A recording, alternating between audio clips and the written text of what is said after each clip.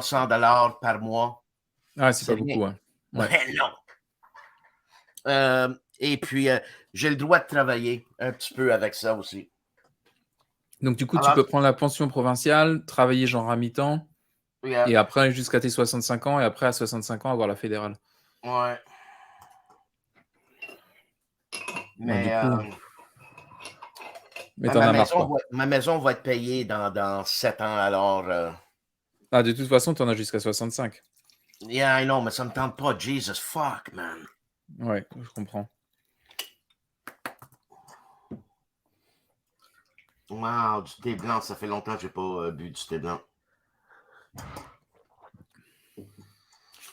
OK, Chantal. Oh. Ben écoute, on va commencer, on fait ça de même? Ouais, comme quand tu veux qu'on le fasse en français, tu veux qu'on le fasse en anglais? On est anglais, français, italien, whatever you want. Écoute, salut Fred. Salut Dan, ça va? Ça va bien et toi? Ça va bien, ça va bien. Ça te dérange pas quand je t'appelle Fred Serval? Tu m'appelles comme tu veux, Dan. C'est avec amour, hein? C'est exactement ce que j'allais dire. Tant que c'est fait avec tendresse, je m'en fous que tu m'appelles. Tant que c'est un minimum un lien avec Fred, ça me va. Hey, thanks Fred for being on, eh? My pleasure. I'm really happy and congratulations on your CSR win. I was extremely happy that an old compatriot of mine, I should say, because I live in La Nouvelle-France, and also Marc Rodrigue, a real compatriot of yours. Yeah, that's what I was about to say. It's like it wasn't only me. Like francophonie was really strong this year between Marc and I. We were really happy. It gives me shivers, you know. Yeah, and actually, I would like to congratulate Marc because he won 3 prizes, I think, for the CSR, including the Young Designer Award or the New Designer Award. I think he did an amazing work with Bayonets and Tomahawks. So I think even I'm happy to have won the CSR. Don't get me wrong, but I think for Marc, it was really the year. I think it was awesome. And you know, I've met Marc a couple of times, and it's funny how super nice, intellectuel, down to earth, like you, exactly like you. How nice these people, how nice you guys are, and you don't have le nez dans l'air. Not at all, you know. I'm not sure I qualify as intellectual, but that's another question. I would say. So you know what? Before we get into, I want to get into Red Flag over Paris and the Commune, the Parisian Commune, if you can call it that, or the Conseil Général de la Commune. On peut l'appeler comme ça si tu veux. I did some research, which actually was started in 1792. Oh yeah, we were talking about the different commune, but yeah. Oh, it's not the same thing? No. Pas pantoute. No. Okay, so drop that then. I'm gonna scratch that. Okay, you know, Frenchmen's, okay, like real Frenchmen's from France. They're a force to be reckoned with. People, I might be assuming this, but people think French people are all very flighty. Allô, bonjour. But you guys are a major military force, man. Yeah, still to this day, actually. So yeah, absolutely. I mean, I guess this assumption dates back to when Germany invaded France through the Maginot Line. And it was a surprise for the Germans as much as it was for the Frenchmen. You know what I mean? That was taken. But I think that guys, there is definitely a thing. Yeah, I think you're right. I think it really comes down from what happened in 1940. So what is in French is called l'étrange défaite, the weird defeat. The fact that French collapsed so fast, and the doctrine was so outdated that. And I think the reasons for that are probably way more political than military. And that could be a whole different discussion. We could go into it. I think there is a lot of interesting literature around it, around the reason for that defeat. But if you exclude that moment in history, I think France in World War I has proven to be quite a pretty powerful military force. A lot Oh of yeah. modern day American troops were trained by French officers and cadres during World War One, so actually making the U.S. Army what it was at the beginning of the 20th century was mostly due to French support. I mean, in reading the training, in understanding how modern fighting worked and everything. So it is a military force to this day. We're intervening, like France as a country is intervening in a lot of countries today, for better or for worse, but still it is an army that has capabilities of projection, that is present in a lot of different places around the Yeah. world. And we also make a lot of weapons. That's the Yes. thing. We also make submarines, even if some countries have a tendency to break contracts. But apart from that, like we do make make submarines. We make actually pretty good weapons, I would say. So yeah, I would France say. is it is definitely a military power. What do you have now? Is there, in terms of jets? What is it? A nouveau Mirage? Is there a nouveau Mirage? I don't know about jets. I'm not really being Okay. really careful about this, but we do have Dassault, which is Dassault, c'est ça. yeah, which is making jets still to this day, sending them to a lot of countries across the world, in the Right. Middle East, in South Asia, and all this. Yeah. And you guys, you Frenchmen, you're quite radical, even today. Like you will not take any governmental new laws sitting down. If you don't like it, man, Paris shuts down. Well, yeah, that's but there is a tradition of social struggle, of actually getting stuff, and making and social progress is never made by people asking nicely. If you want That's progress, true. like you need to go and get it. I think that's and that's something that is really very much into the French culture. Is like, if you want to do progress, you have to go and get it. And yeah, there is this tradition of being pretty proactive. Today, we often talk about the fact that when people go on strike and everything, they are pushing back on reforms and stuff like this. But the thing that we forget is that a lot of the stuff that we have today, it was not defending. It was like there was a proactive social Yes. movement up Yes. until really late, and that actually made sure that we had a lot of stuff that a lot of countries should have to be, like, you Yes, think of course. about social security, for example, universal healthcare, 35 hours work week, actual holidays, or if you think about stuff that should also be mandatory for everyone, but parental leave for young parents and stuff like this, like, Absolutely. and those things, they are not given, they are No, taken. So no. that's the idea. Yeah. But that money belongs to the people, for God's sakes. You know what I mean? Yeah, they pay But taxes anyways, for it, they work for it, they create the value out of their work for the companies that end up paying the tax. Like, it's their system, like the value is made by the worker, so it makes sense that they are protected also. So yeah. here in Quebec, the Frenchmen's, because I consider myself a Frenchman because I live in Quebec. You know what I mean? When it comes to that, we're not as radical at all.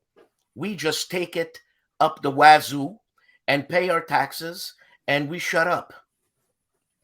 I'm not sure if that's true. I don't know well Ah, enough come on, Quebec politics and everything, but just the fact that you've been able to defend your own culture, that you have laws that defend French-speaking language, like, there is a lot of stuff to make sure that the culture in Quebec is defended. And I think this was only possible because some people rose and fought off and say, well, we have a culture, we don't want it to disappear, and we want to defend it. And I think that speaks volume. Like, it didn't came out of nowhere. I don't no. think that naturally English-speaking Canada was open to the fact that you did what you did. No. So you see, they're not just No, I like, understand, but it's funny. Politics are funny here. It's now. It's the reverse. But anyways, Fred, oublie ça, man. but that's a different discussion. Yeah, we Yes. started really political here then. Okay, but because the thing is that I want to talk about red flag over Paris, and I want to know certain points. I did a little bit of research, and it's very, very interesting. And it's not even that long ago, for God's sakes, man. Nope. So this basically came out of the Prussian French War. Is that right? Franco-Prussian War, yeah, of Now, 1870. Yeah. Napoleon III was the guy in charge, Yeah. and he wanted to surrender to the Prussians. He didn't want to. That's Well, the he whole didn't thing. want to. That's why they went on a war. So the thing is that he actually started the war. It was really at this time Germany wasn't Germany yet, so it was Prussia and some German states.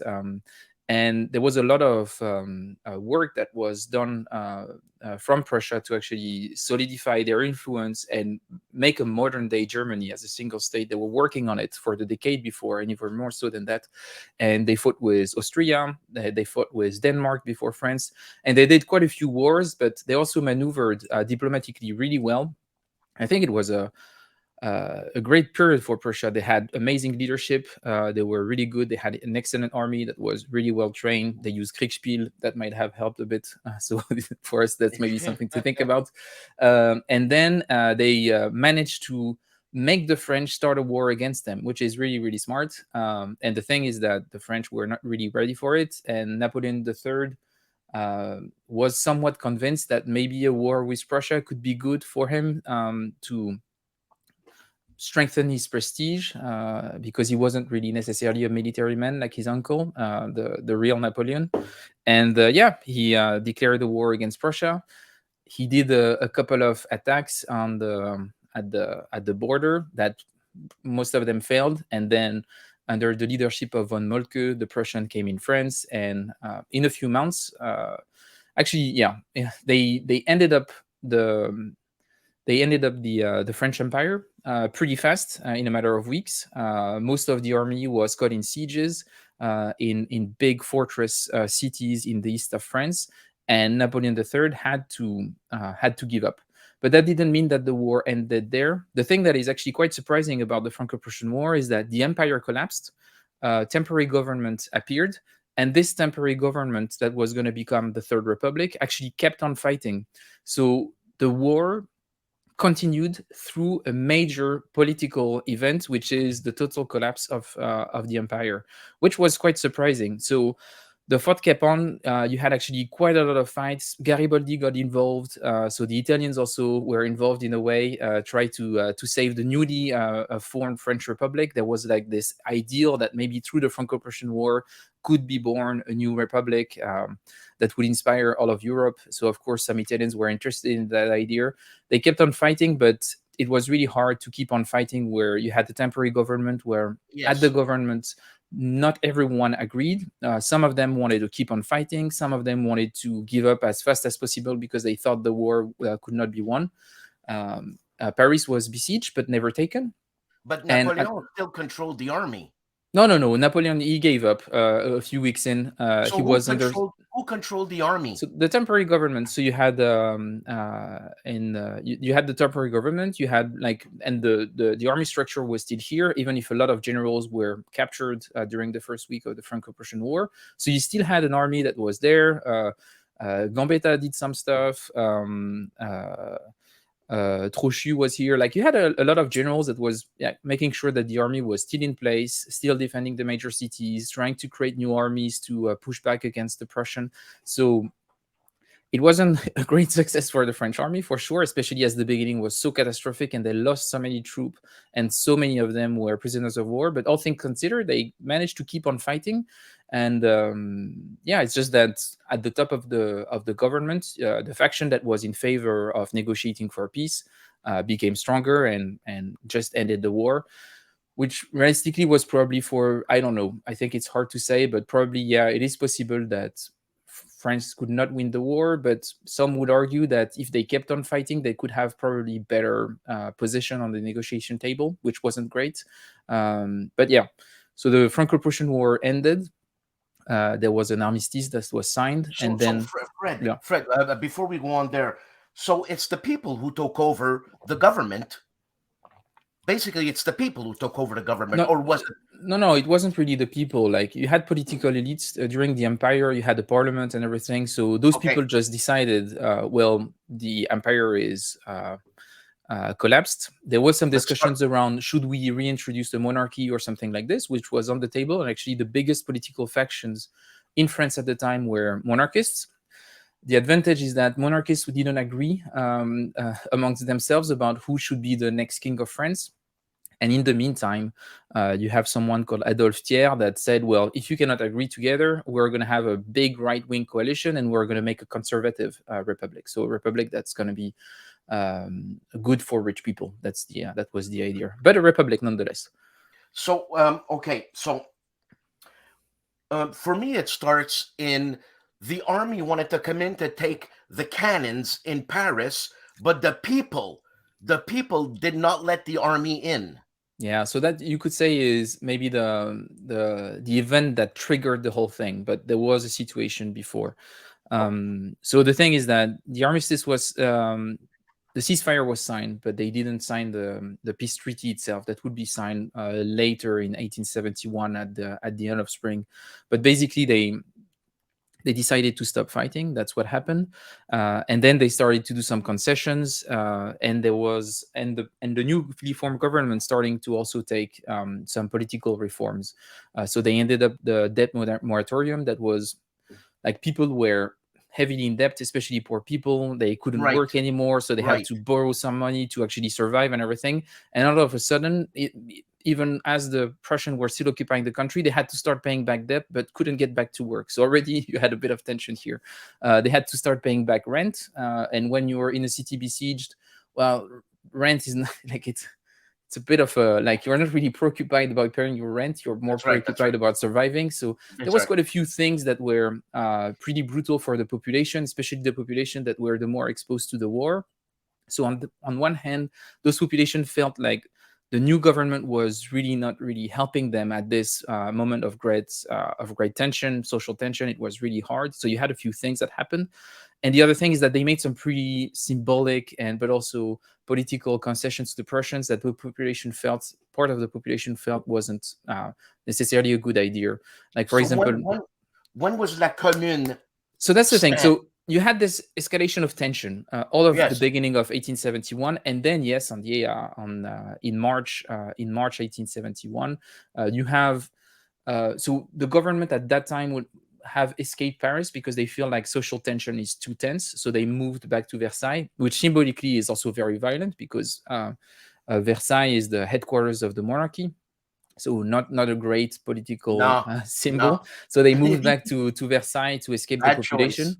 But the thing is that they left the cannons, and the cannons were there. They were paid by the Paris population for the defense of Paris during the Franco-Prussian War, for the defense of the siege. So those cannons were paid by the people that were living in Paris. So for them, they had a pretty strong attachment because it was a symbol of their fight and their selflessness to defend the city and their territory at all cost. So, Fred, so these people were militia, So you had the French population, all of the French population, Parisian population actually paid for those cannons, so that you had the first thing. And then during the siege, there was not really a militia. There was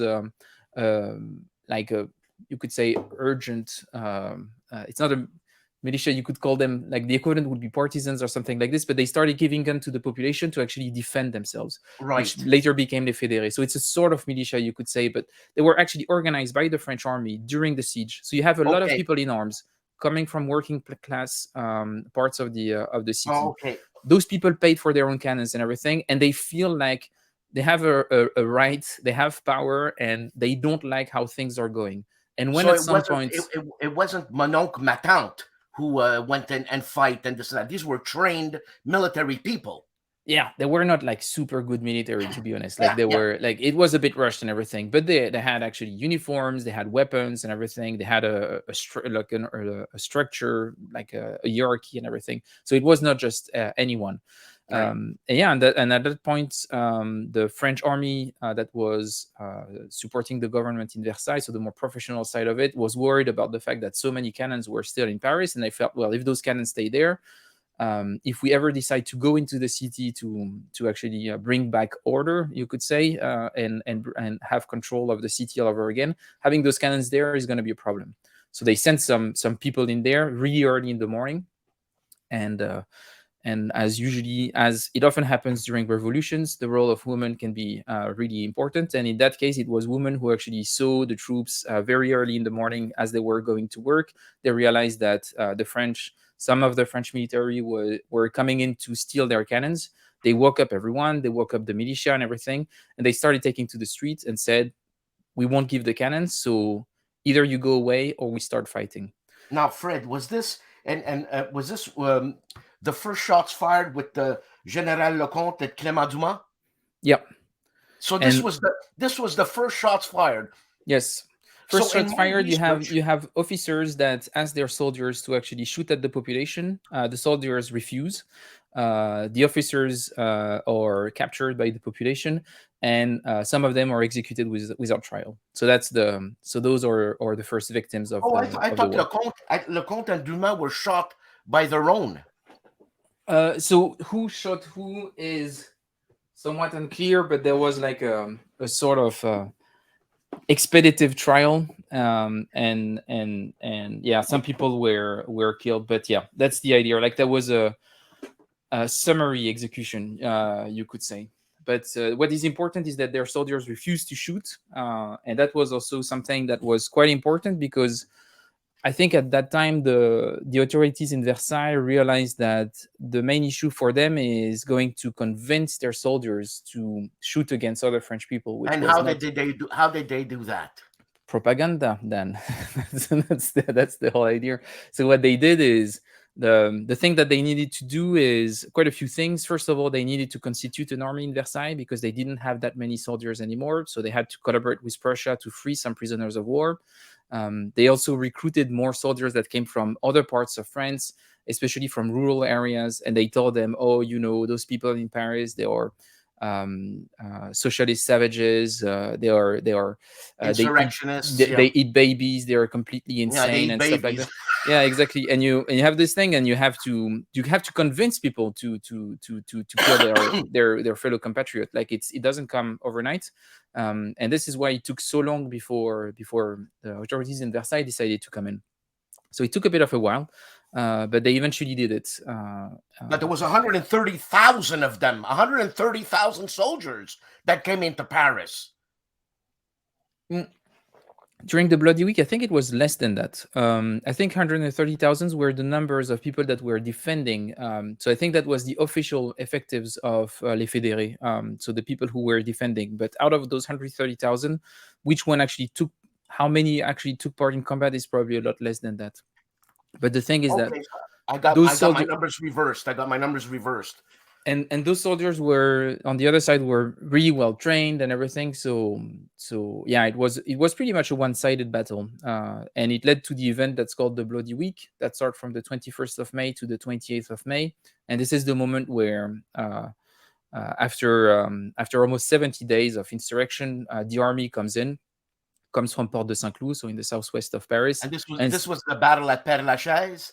Père Lachaise was one of the battles. Père Lachaise is the cemetery in the northeast of Paris, but they entered from the southwest, and day after day they took more and more territory. But it took them a week to take back control of Paris, and and led to, unfortunately, quite a few massacres. That's the thing. So in the French army at that time, you had a few general officers that were very right-wing, some of them royalist, and they took the opportunity to do a bit of purges and stuff like this. It's hard to know how many people were massacred in the streets. They killed injured women, kids. Like they did some pretty brutal stuff, some of them. And there are some debates around how many people were murdered in that way, and the range is between 10,000 and 30,000, something like this. It is hard to evaluate exactly, but yeah, on top of the battles, there were actually massacres that were committed during the Bloody Week. It's very, there's an English author, Charles Dickens. It's very Dickensian, all this, this aura, you know what I mean? It's, and these people who died, the commune members who died, is there a special cemetery for them, or was it just a mass grave? So Well, there were some mass graves that were discovered at different points, but if you want to commemorate, the place to be is May the 1st. Obviously, it's always May the 1st. May the 1st in Père-Lachaise. And in Père-Lachaise, you have Le Mur des Fédérés, which is one of the place where there was one of the massacres, and was created a monument there where you can actually commemorate what happened to les communards, because you had a massacre that happened really close to there, where when they finally took back control of Le Père-Lachaise, they rounded up a lot of people that were there and they just massacred them on the spot. And would you consider this a coup d'état from the commune? Or no? No, not really. A coup d'état. So I don't think that the commune, you could say, made a coup d'état. They definitely did an insurrection, and it triggered a civil war. Yeah. So you had a civil war. So some people are a bit confused by the fact that it's a civil war, because for them a civil war is the American Civil War, something that takes few years, where you have a lot of troop movements and everything. And a civil war is as soon as you have two governments, two armies, two territories. Well, you have a civil war. The size of the territory doesn't really matter. In that case, the size of the territory that was occupied by the commune was only Paris and its surrounding. They did try to trigger communes across other major cities in France, in Lyon, in Marseille, in Bordeaux, in Toulouse. It didn't really work out. Probably the best tentative was in Marseille, but they got crushed in a few days. Yeah, it triggered a civil war. But if for it to be a coup d'état, they would have had to be organized and try to actually take over the government, which is something that a faction within the commune was willing to do, called les Blanquistes, that were the followers of Auguste Blanqui. And Auguste Blanqui was probably the most pragmatic revolutionary that they had. The problem is that Blanqui was in prison at that time. But Blanqui was really in this idea that you need an avant-garde, you need to take control of power, and they were more organized revolutionaries, you could say. But the thing is that, yeah, they were a minority faction within the commune, so they weren't necessarily that listened, unfortunately for them. So it was not a very effective insurrection, you could say. Now, Fred, there was a lot of international people in the commune. International people with I guess power, I could say. Now, what's up with that? Why would they want to do that? Like Garibaldi. Why would Garibaldi come in? So Garibaldi was not taking part in the commune. Garibaldi took part in the fighting in the Franco-Prussian War, because he wanted to support the new French Republic, because he saw it as potentially something that would be beneficial within the context of building a republic for a unified Italy. So that makes sense. I think most of the people that were international people, so people that were non-French taking part in the commune, most of them were from Eastern Europe. So people that were that tried revolutions in their own countries in Eastern Europe and failed. I think that you have like people like Valéry Wróblewski and people like this that were revolutionaries in their own countries, failed, lived in exile. They lived in Paris and they had military experience. They had revolutionary experience. And when they saw the commune, they thought, well, I can help. And they did. I see. Okay, I thought they had their own agenda for some reason, but they were excommunicated and lived in Paris. Yeah, they actually lived there. Yeah. La Basilique Sacré-Cœur. Yes. Why is that a bone of contention? Well, it was built after the Paris Commune, and the idea was so as you can expect, the people of the commune were not fervent Catholics. They thought that the Catholic Church had too much influence over France, that a modern state needed to have a division between church and state, and they were worried about the influence of the Catholic Church over France. Yes, of course. Which was a fair concern to be. I would say, yeah. At the time, and I think when you're from Quebec, you know that can be a problem. I think so. Yes. So there was that, and the thing is that the La Basilique that they built on top of La Butte Montmartre. The Butte Montmartre was one of the high points of where you had a lot of people that were revolutionaries that were living there, like it was their neighborhood and everything. Some of the cannons were stationed there, so it was a really big symbolic place for the social movements in general, but also for the commune in particular. And they decided to build a massive cathedral on top of it. Honestly, it was supposed to be a symbol to say conservative forces crushed an insurrection, we would be able to do it again. And that was supposed to be a reminder for everyone, and you could see it for everywhere in the city. So the symbol is a pretty, well, it was made with that in mind. So it's not contentious by accident, it's contentious by design. So it's still an It's issue still in there. today.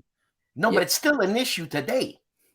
I don't know if it's still an issue today. You don't have a lot of left-wing people trying to blow up the cathedral like anymore or anything. So it's just that everyone knows, not everyone, but most people know what the symbol is, the historical weight of it, and all this. But then it became such a big touristic thing that I think if you're pragmatic, you're like, well, the basilica exists. It's important to remember why it was built and what it meant. But I don't think there is such a strong movement to get rid of it. I don't think that if you look into the debates that are happening in the commune council today for Paris, I don't think that this is a big topic that comes often. Is that where it's where Liberté, Égalité, Fraternité is written?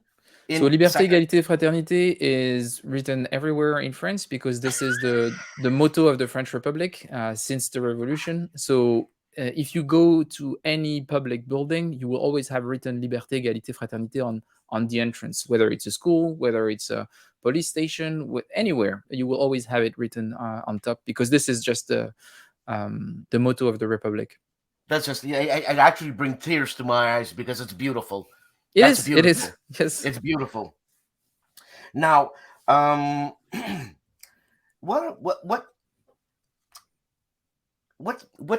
what still exists politically from that? Those, what was it, 72 days or 72 days? Yeah, actually, what exists still today? You could say that quite a lot of stuff, actually. In a lot of ways, there were just a few decades in advance to what was going to become politically mainstream, you could say, because a lot of the stuff that they did became stuff that became big stuff for the French Third Republic. So the republic that they were fighting against originally, it wasn't really already the Third Republic at that time. But if you look at what happened during the Third Republic, the few things that they did is they ended child labor. They made sure that there was division between church and state.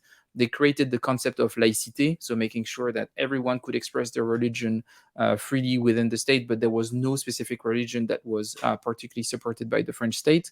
They wanted free schooling. Do you guys free have schooling? Free schooling? Yeah, free schooling. So a lot of the stuff that they did during the Commune are like their biggest achievements during those 70 days that were crushed were actually things that became law a few decades after.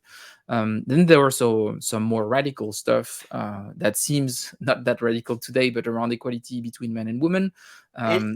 That's very strong. And that was pretty much in advanced. It was not like crazy advanced, but like they were already thinking about those things. That's and very they were trying to yes. There was already making things at that time. And in a lot of ways it wasn't, a lot of their what came out of it, or stuff that we consider mainstream today, they were just defending common sense policies. If you think about it, like, yes, you should have child labor is not a good thing. Yes, public education is a good thing. Yes, you should have social security. Yes, division between church and state is probably a good idea. And then there is some stuff around workers' ownership of their means of production. It wasn't as radical as what would happen later in the 20th century, but they innovated in a lot of different ways. And in a lot of ways, when you look at it, they were not that extremely radical in what they passed and everything. Like, it wasn't. And that's the thing that I think is probably their biggest legacy, is when you look at it retrospectively. And that's what happened with the socialists from the early 20th century. They look back at the Commune, they say, wait a minute, you have those people They didn't really have crazy demands. They just took control, wanted to create a power relationship to actually push stuff that were not radical at all, that you could say is pretty much mainstream social democracy today, like nothing insane. Yeah. And they got massacred. And so I think the biggest legacy of the Commune is that socialist movement looked at this and said, well, if we ask for the mindless thing and we're going to get killed anyway, maybe we should ask for the big stuff. And this is where the Bolshevik came in. They were like, this is what happened during the Commune. So now we know we're not going to wait to be massacred. We're going to take the fight to the power. We're going to arm ourselves. We're going to attack, and we're going to be very radical in our approach to revolution. And we're not going to ask more stuff. We're going to change stuff from the ground up, and we're going to be way more radical. Because if not, the force against us, the force that are going to try to prevent revolution, are going to be extremely violent. Of course.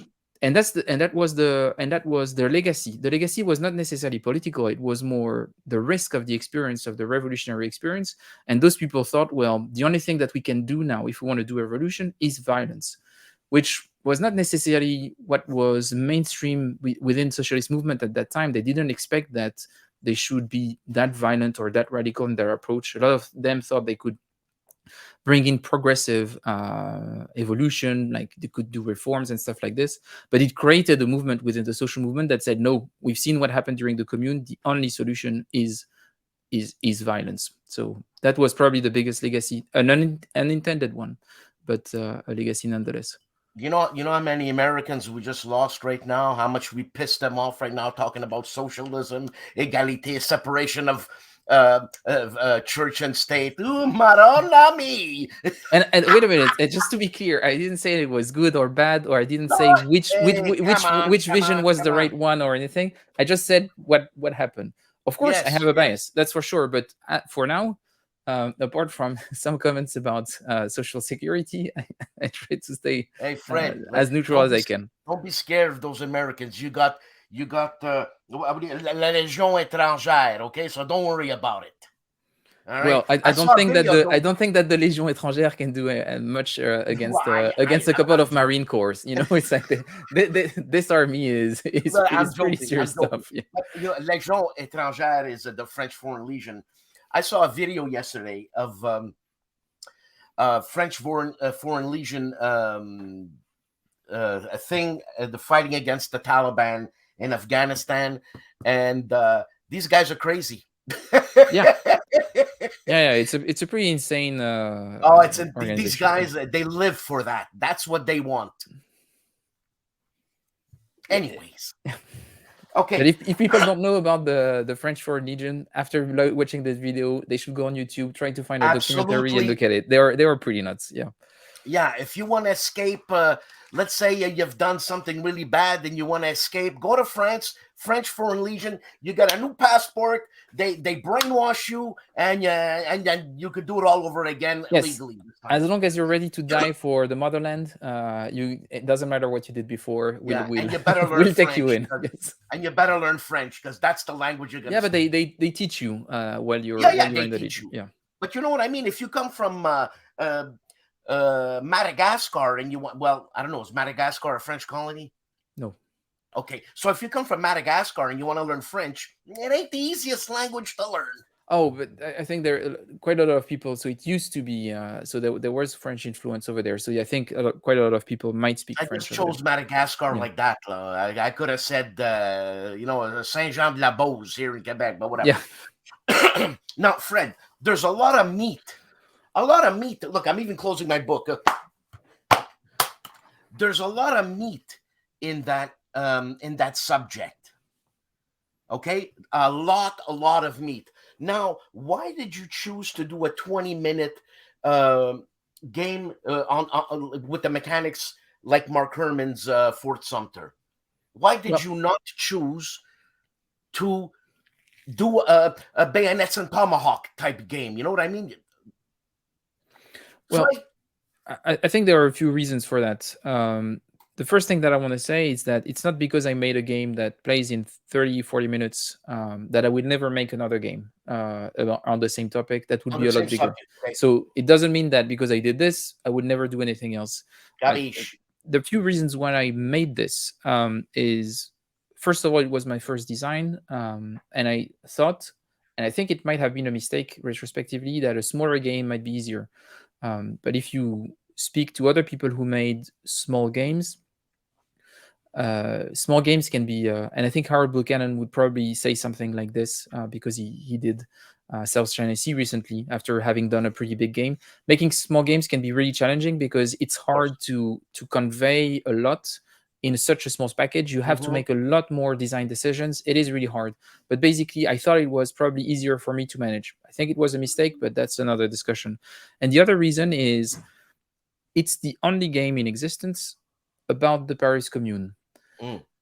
And the Paris Commune, not that many people know about it. It was a pivotal event in a lot of ways. It had a lot of influence on future events, but it is not well known. Apart if you come from China or other socialist country, because it was part of their history curriculum and stuff like this. But even in France, it wasn't covered in schools until really, really late. And the reason is when I made this game, I thought I want to make a historical game that is a serious historical game, but I want to make it as accessible as possible because I want this game to be on as many tables as I can. And for that to be possible, I need the game to be have the lowest footprint I can manage. It needs to be short, it needs to be somewhat easy to learn, and it needs to be accessible to a wider audience. And that's the main reason I wanted, like, it is a historical game, but it was also a way for me to put the history of the commune in houses that didn't knew as much about it or not at all about it. So, and the best way to do that was to make it as easy to play as possible. Now, so Fred, that was the reason. You're talking like a seasoned designer here, okay? Because to make something simple and accessible, like let's say a Beethoven Bagatelle, and for it to be known and to win a CSR, where did you get that experience? So I got really lucky because I started designing this after I moved in Denmark, and in Denmark I met someone it's called Brian Asklev Hansen, who was a designer. He did a couple of games in the Musket and Pike series. He at that time had finished a few designs for Academy games that should be released in the next couple of years. And I actually started working with him on his design. So my first experience with design was actually working with a very seasoned designer that I admire a lot.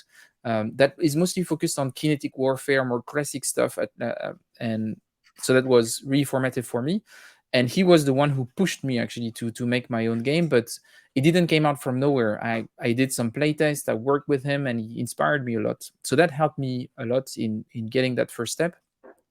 And then the other thing that I would say is, when you sign again with GMT, there is something that is quite beautiful coming with it, is that GMT is also an ecosystem. And in the sense that when you start making a game, organically you start getting in contact with other designers that are also on P500 at that time. This is when I met Harold, for example, because I was playtesting his game really early on with Ves Arponen, who did All Bridges Burning. So I met with Vez, I met with Harold, I did some playtest on some other games, and you actually start building your network. You start actually to see games in the process of game design. So you get exposed to a lot of stuff, and making your first game with GMT is actually like passing a master's degrees in game design, because I understand. you get exposed to so many people. You don't only work on your stuff, you work on other people's stuff, and you start thinking about games in a different way. And then when you go back to your game, well, you build a lot of knowledge and you approach it. To be clear, I think that Red Flag Over Paris has a lot of défauts. How would you say that in shortcomings?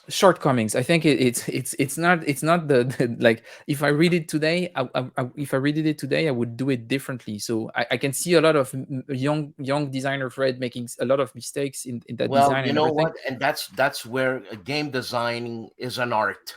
Okay, yeah, it is an art, and you're the artist, and you always think, Fred, that you can make it better. But sometimes just leave the baby there. Leave it.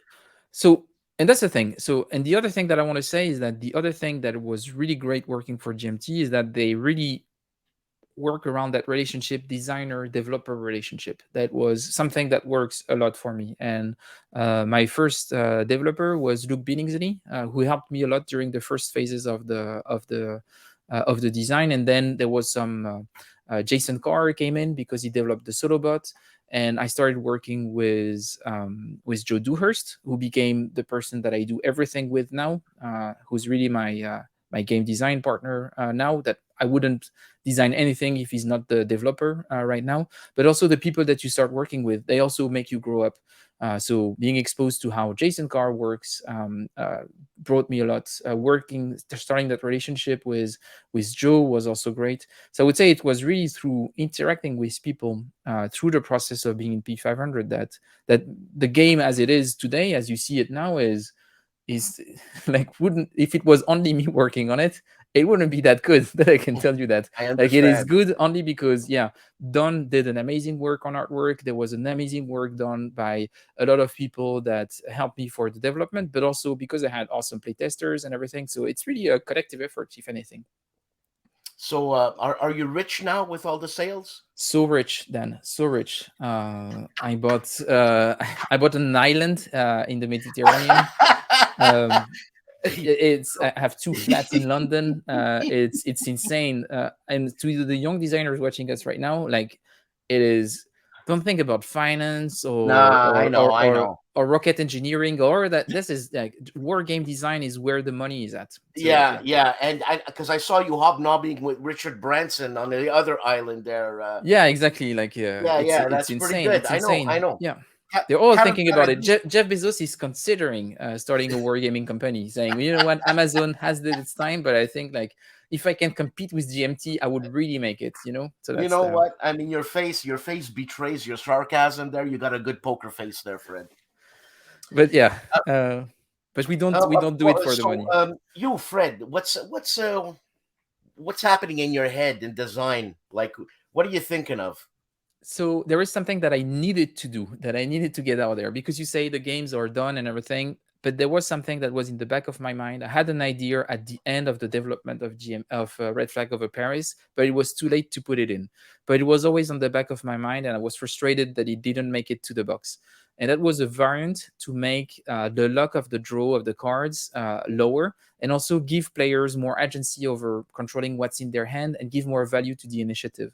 And it was always there, and I was frustrated that it wasn't there. And I decided to design a full variant to actually make it clean and everything, and take the opportunity to create some extra cards, because there were also some events that I decided to put aside to make the deck as sharp as possible. And I was frustrated that some of the cards didn't make it to the final deck. So I thought, well, I'm going to make that variant that I wanted to have, and I'm going to make some cards for people to have. Is this Uh, variant available somewhere? this variant is, I wanted it to be available in different ways, and I wanted to have it available for people even if they don't want to pay for it. So if you go to BGG, you have a print and play version.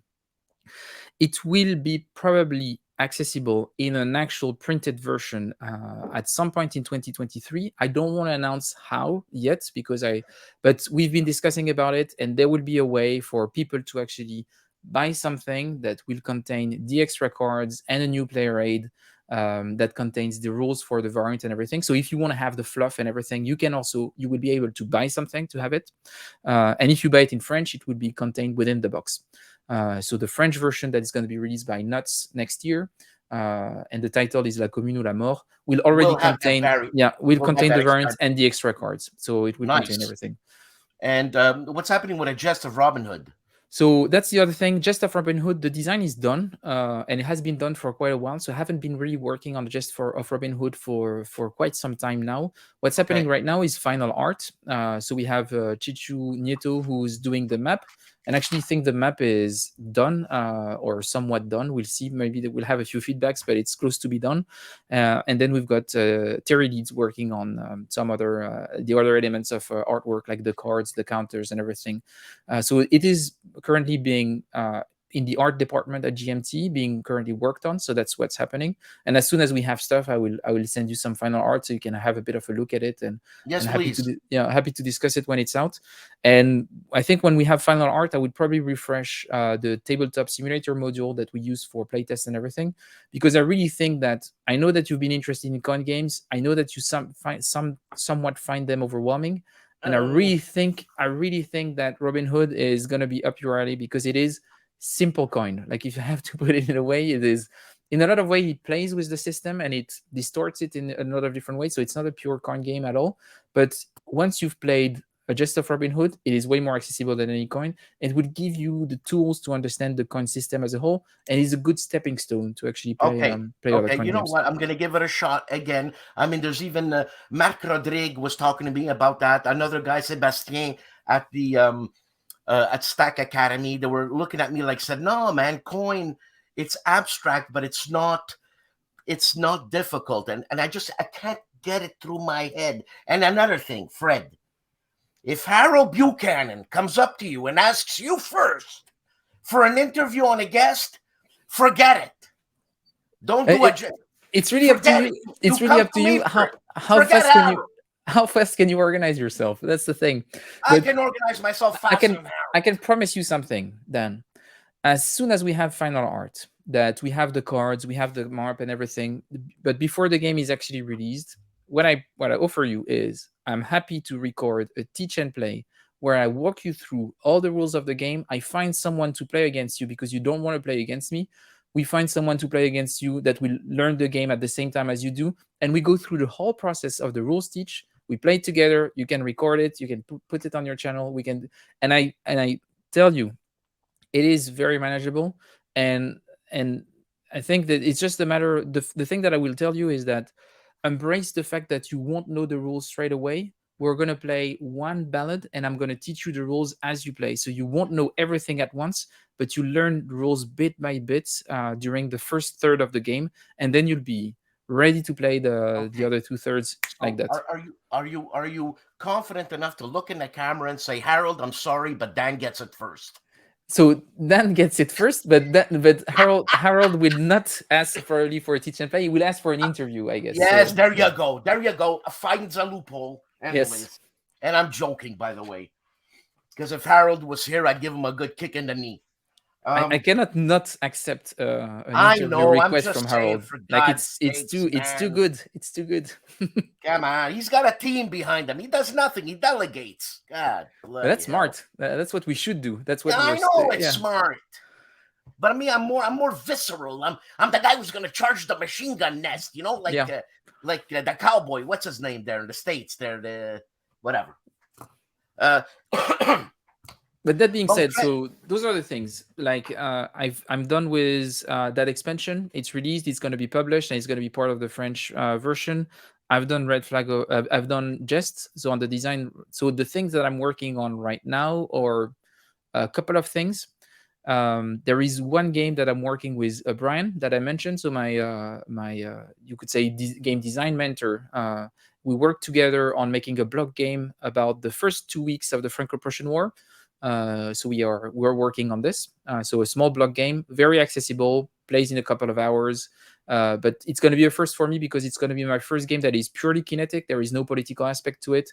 It's a throwback at a lot of games that we both enjoy. So Brian and I. So it made sense for me to make a game like this with him because this is the kind of games that we play together. So we're doing this, and then on the side, I'm having a few side projects. I've started working on a game about the Battle of Algiers.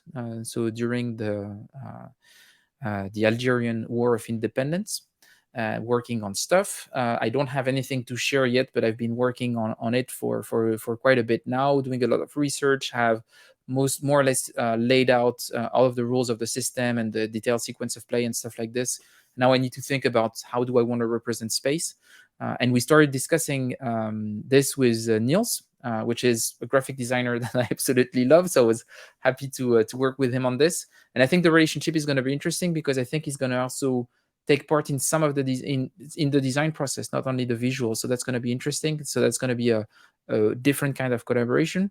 Those are the two things that I'm thinking about now. But I'm designing some non-historical or lightly historical board games that are more accessible to a larger audience on the side. So I have a card game about hunting snails. I'm making a trick-taking game about... yes, I know you would like this. I'm making a trick-taking game about the First International. I make like light games for more family games. The thing that I would like to do in the coming years is ideally I want to make heavier games on one hand, and on the other, I would like to make a game that is only for my family, like that I could bring to the family and we could play together during Christmas holidays, and they would make, and like my nieces could play it, my mom could play it. So I would like to also release a game that is way more family friendly than what I'm working on right now. Because your games are you're on the Frenchy kick. Any possibility of a Indochine game pre-Vietnam War? So I would love to. And there were some discussions about it. I would love to make a big Indochina game. And I think that I've been inspired by a few games. And I don't know what the system would be, but yeah, Well, I I'm would. assuming it's going to be coin. It doesn't have to be. I don't think it does. It does have to be a coin game, and maybe it's not the best system to represent it. So I'll have to think about it. But the thing is that it has been on the back of my mind. I haven't started any work on it, and I know that there are some people around me, and I won't gonna say any names, have been also thinking about making games about Indochine. So I'm gonna wait to see what they're gonna come up with, or they're gonna do the design on their own, and if so, were they interested in collaborating or not? And if they are, that's great. And if not, I would just work on something else. Or if they don't do it, I might do a game myself on Indochine.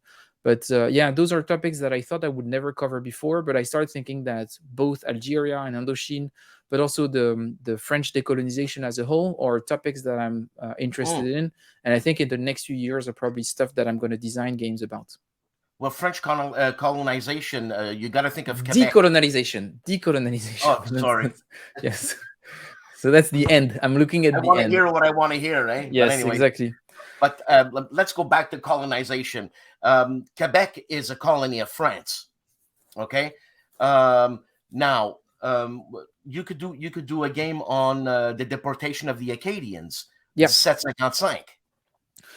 Yes, and I think that if I were to do something like this, and I would say that overall, I think the history of French people living in North America is something that I'm really interested in, and it's something that I would definitely consider working on. But I think if I do, I would like to work with people in Quebec. I think that would be something that I would like to do. So, for example, if a Quebecois designer reached out and say I would like to work on something like this, I'm going to work on him. I'm going to work on somebody. Okay? It would be topics that I would be interested in. But I think it would be better for me to have some people working with someone who has ties with this history and everything. And it's definitely something that I would be interested in. You're actually talking to someone who can set you up with a history of the doctorat en acadien. My girlfriend's family goes back to 1608, man, with Sieur Muse Philippe d'Entremont being the mayor of the place she was born in Nova Scotia, Publico. So I'm gonna work on something. I'm gonna get a Quebecer. And we're gonna talk. But if they can take care of the history and help me the go history, through, and I take care of side. Listen, I got history up the wazoo when it comes to Acadians. Let me tell you. They take care of the history. I take care of the design, and that works for me. Okay. Well, Fred. Fred. I didn't expect an interview like that when I connected. What did you expect? I don't know. I didn't think you would talk that much about the history of the commune and everything. That was come on. What do you think I am, Harold Buchanan? I thought you would talk more about design, about upcoming stuff, about I don't know. No, man, you just want to see intense. It was the game. Intense, come on, man. I do my research. You think I am a voyou or something? Get out of here. So you are an intellectual. You see, you are l'intellectuel of that. Yeah, thanks, Fred. Hey, Fred, it's really always a pleasure to talk to you. To talk to Ricardo. I got to get in touch with Jan. You guys, you opened it up for me, and I mentioned you with Ricardo and Jan, but you guys are so far away. It's not even funny. It's it's as if you live in the same town. Where are you living right now? I live in London, so it's actually far away. That's a Yeah, good, good, good. it's pretty far away from those two others. Yeah, of Because course. Jan's in Germany and Ricardo is in Italy. it's in Rome. Yeah, so it's not that easy to meet over the weekend. So Unfortunately. did you plant yourself in England because you're a splinter cell of a revolutionary group that's going to start something? I guess You we'll don't see. say anything. I Don't guess we'll say see. anything, man. Fred, thank you very much. You're a super nice guy. You're my favorite Frenchie. I always Yeah. say it. Do you know And a lot of French people? Then that's the thing. Like you always say that, and I always think, how many French people does he know actually? Because I I'm know a his hell of a favorite lot. But I mean, among. Yeah. I know actually, in all honesty, the French people that I know are so patriotic to being French, and it's a beautiful thing, man. And it goes back 300 years, man. And it's beautiful. Yeah, don't give me that face, man. No. That's the thing. Is like I know a lot of people, even people who are close to me, disagree with me on this, but I do think that patriotism is quite a beautiful thing. It depends what you do with it, and Yes, what you think the nation means. I'm But just talking about being proud of where you come from, but being proud of the culture, man. That's what exactly, I'm yeah. talking about. And this is something that I am very proud of. So I'm also, yeah, I think it's a beautiful thing to be proud of Oh, your history, of absolutely. where you're from and everything. I'm It not doesn't mean talking. that you're not critical, that you don't know that bad stuff happened and everything. But I think, yeah, No, it's of I'm course, fine with that. I'm fine with that. Yeah. of course, of course. Okay, Fred. So I'm gonna cut it short. Well, cut it short. We do Yeah, an we did hour, an hour, so that's and And the thing that I would say before we close, two things for you, Dan. First of all, thanks for having me. Really appreciate it. I always have fun when we have those it's a interview pleasure. sessions. It's a It's pleasure. always fun.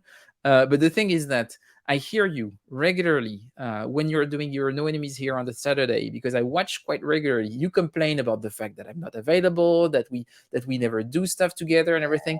And I just want to clarify something, and I hope you won't cut this during editing, is that I had a plan for us to do a whole series of videos working together. I was working on it and you disappeared. And I was like, and that's the thing. It's not on me. Like, it's the fact that I'm not on your channel. It's not on me. It's really on you, Dan. So stop spreading those rumors that I cast you aside and that you're not good enough for me or stuff like this, like playing the victim and everything. I'm the victim. So I want to set the record straight. Our series on Ace of Faces would have been magnificent. It would have been magnificent, and you You and you didn't throw forgot about anything. me. You You forgot didn't about throw me. anything away, did you? No, I didn't. I still have the games Okay. here. It's still one of Okay. my favorite games, and there is no. It's just here. Like it's fine, Okay. and yeah. And there Okay, was an so you know amazing what? article about written by Geoff Eggleston about the mathematics behind Ace of Faces, and we could get inspired by his article to do the visuals, so we could see the position of the planes, Okay. not in abstract, but actually on a map. We could ask him to help us actually figure out, depending on the position. We could work on visual. We could do. I was thinking it could be magnificent. Okay. Look, Fred, I promise this is gonna happen. I don't know what state I was in. I think I was in a state of getting a new job or something like And that. I understand. I'm not saying I don't complain I know, about it. I I know. complain about the way you were spinning it. Yes. And you know what? I can't help it. I'll probably still complain. Don't worry about it. Good, but And it you know what? was Yes, great. the Ace of Aces. Yes. Yes. I want to do it. Awesome. That's Okay, so good to don't hear. go away. Don't go away. I'm gonna say bye, but don't go away. Yeah. Okay. Bye. Bye, everyone.